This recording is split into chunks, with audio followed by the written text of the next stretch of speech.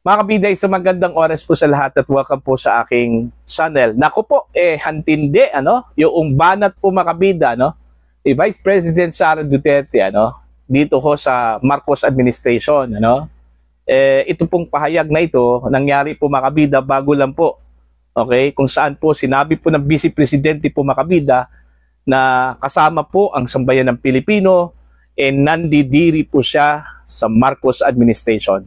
Okay? Sa kadahilanan po makabida na insecure ito, okay? At walang kabusugang kasakiman. Ang sakit, yung salita na yon, po, mga kabida, na description po niya dito ho sa Marcos administration. Okay? Ito, pakinggan muna natin ito kung sinabi po, pahayag ng Vice Presidente Sara Duterte. At pagkatapos niyan, himay-himayin po natin to, mga kabida, magre-react po tayo. Narito po. Mga kababayan, nauunawaan ko ang galit at pagkadismaya ninyo. Nauunawaan ko ang galit ng taong bayan sapagkat sa nakalipas na ilang buwan, bago pa man sumabog ang issue sa flood control, madalas na akong nakikipag-usap at nakikinig sa mga hinaing ng ating mga kababayang overseas Filipinos ukol sa transparency, accountability, peace, at security. Nauunawaan ko ang galit ng taong bayan dahil nasaksihan ko mismo kung paano minanipula ng House of Representatives ang budget ng Department of Education. Sa halip na sundin ang listahan ng DepEd upang matugunan ang malalang kakulangan sa classrooms, misulang ginawang pork barrel ang pondong nakalaan para sa kabataang Pilipino at pinaghati-hatian ng mga kongresistang malapit sa mga makapangyarihan. Pinili kong huwag sumali sa panggagago sa taong bayan. Sa aking pagbitiw bilang kalihim ng DepEd, ininda ko ang kaliwat kanan na atake kasama na ang impeachment para lamang mapagtakpan nila ang katiwalian sa 2025 budget. The President now faces a profound crisis of confidence, especially in the way these corruption investigations are being handled, which appear to lack both direction and resolve. We also seek clear answers on how a budget that deprived Filipinos of billions and billions of pesos was approved under his watch. Kaisa ako ng milyong-milyong Pilipinong nadismaya at nandidiri sa pamahalaang lulong sa insekuridad at walang kabusugang kasakiman. Ang karapatan nating magsalita at magpahayag ang sandigan ng demokrasya. Dapat itong pakinggan ng pamahalaan, hindi para isang tabi at baliwalain lamang. We Filipinos deserve better. Shukran. Boom! Bullseye po, mga kabida, Yung sinabi po niya, mga kabida, na nandidiri po siya, sa Marcos administration dahil ho sa insecurity. At ang pinakamatindi po doon, yung sinabi po niya na walang kabusugang kasakiman. Anong ibig sabihin po doon? Ang ibig sabihin po doon, mga kabida, talamak na korupsyon po, na nangyayari po, mga kabida, sa ilalim po ng Marcos administration. Kahit na hindi po tanggapin po ng Marcos admin yan, Kasi ang argument po nila dyan, mga kabida, ang Pangulo mismo ang nanguna ho para labanan ito hong korupsyon, na na-discover daw sa kanyang administrasyon po, mga kabida. Okay? Siya daw yung nanguna po, mga kabida, para po paimbestigahan ito hong korupsyon na nangyayari po sa flood control projects, ang tanong ko po, meron bang initiation po ang Pangulo para imbestigahan po yung kanyang pinirmahang 2025 national budget, Okay? May inamin bang Pangulo na meron po siyang pagkakamali kung bakit po niya pinirmahan yon? Kung bakit po niya hindi po nakita yung insertions doon po, mga kabida, sa budget? Na hanggang ngayon po, mga kabida, matalinghaga pa rin, Kasi wala ho tayong ideya kung ano ba talaga yung pinirmahan po ng Pangulo, yung 2025 national budget. Valid ba yon? Constitutional ba yon, mga kabida, Kasi hanggang ngayon, nakabinbin pa rin dyan po sa Korte Suprema, Wala hong ideya po ang sambayan ng Pilipino, mga kabida, na yung pinirmahan po ng Pangulo para sa 2025 national budget, dumaan ba sa tamang proseso yon?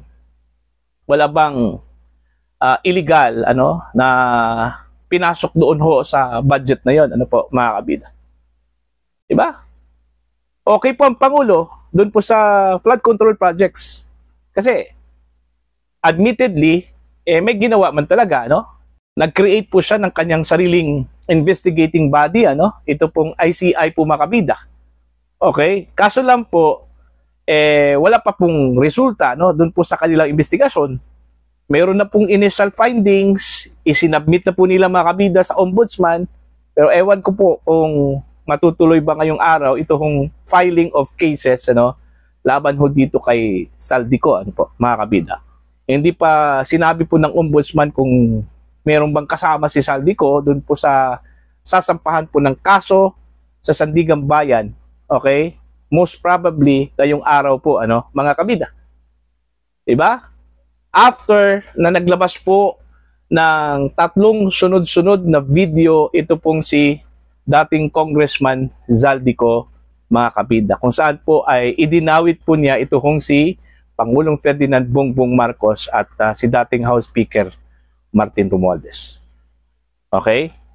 So doon po sa pahayag po ng Vice Presidente, ni-recall po niya yung nangyari po sa Department of Education nung kanyang kapanuhunan po bilang kalihim po mga kabida. Very frustrating daw kasi may mga kakulangan po ang DepEd, lalong-lalo na po mga kabida sa mga classrooms at school buildings, pero hindi po yun natugunan sa ilalim po ng Marcos admin. Bakit? Kasi yung pera daw kinuha, pondo po ng DepEd kinuha. Okay? Mga kabida, di ba naging hot issue po yung pondo po ng DepEd na kinuha po ng gobyerno? Alright? Mga kabida, tinapyasan po mga kabida doon po sa budget ng 2025. Alright? So yun, dahil sa walang kabusugang kasakiman, emphasize talaga ng Vice Presidente yon. Okay? So, yung kaliwat ka ng korupsyon ngayon na nabalot ito pong Administrasyong Marcos. Yun yung rason mga kabida, na ito hong si Vice President Sara Duterte nagdesisyong magbitiw po sa kanyang tungkuling bilang kalihim po ng Department of Education.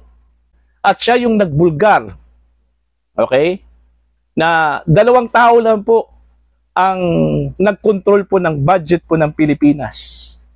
Ito hong si dating House Speaker Martin Romualdez at ito pong si dating Congressman Zaldico. Hindi ho nagkamali ang Vice Presidente doon ho sa kanyang sinabi, Kasi po, malinaw po, okay, na itong dalawa, kung pagbabatayan po natin, yung naging pasabog po makabida, ni Congressman Zaldico, po. Alright? Siya yung nagmaniubra po sa budget, most likely with imprimatur, okay? Galing ho sa dating Speaker of the House kasi hindi po yan magagawa po ng isang simpleng chairman lang po ng Committee on Appropriations, mga kabida, kung wala hong alam ang Speaker of the House. Okay? Imposible po mga kabida na gagawa po ng mag-isa ito hong si Zaldico kung wala pong alam during that time ang Speaker of the House. Alright? Kaya nga madami hong ayaw hong maniwala po mga kabida, na mag-isa lang pong ginawa itong insertions dyan po sa BICAM ni dating Congressman Zaldico. Alright? Kaya yun, malinaw mga kabida, malinaw po. Malinaw pa sa sikat ng araw po, mga kabida. Kaya ito, medyo parang sarsuela na po yung ginagawang investigasyon sa flood control projects, Yung sinabi pa lang ni Congressman Zaldico, na yung 56 billion pesos daw, na binanggit ng mga DPWH boys, sa investigasyon po ng mga kabida ng ICI, ang kumuha daw doon, walang iba, kundi ito kung si Pangulong Marcos at saka ito kung si dating House Speaker Martin Romualdez. So, yung sinabi po ni VP Sara, mga kabida, na nandidiri po siya sa Marcos administration, talagang yun yung nararamdaman po niya. Kasi po hindi po niya matanggap na ito na po yung kalakaran po sa Pilipinas. Okay? Hindi po niya matanggap, mga kabida, na ito na po yung nangyayari po sa Pilipinas. Alright? So, yun. Nakisa po siya sa taong bayan, sa sambayan ng Pilipino, na labanan itong korupsyon na nangyayari po ngayon sa ilalim po ng Marcos administration. Okay, kahit na po na hindi po tanggapin po ng Marcos admin na ito na po yung sitwasyon ngayon. Wala dong ibang objective daw ang Pangulo ngayon, kundi puksain ito pong korupsyon sa kanya hong administrasyon. Alright, so tingnan po natin ito. Okay, magandang magandang goal yan ng Pangulo. Tingnan po natin kung matutupad po yan, mga kabida. Alright, so para po sa inyo, ano po ang inyong opinion at pananaw po dito, mga kabida? Please comment down. Sa mga hindi pa po subscriber sa aking channel, please subscribe. Just click the subscribe button, click the notification bell, click all para updated po kayo, mga kabida, sa aking mga uploads. Maraming salamat po sa inyo lahat.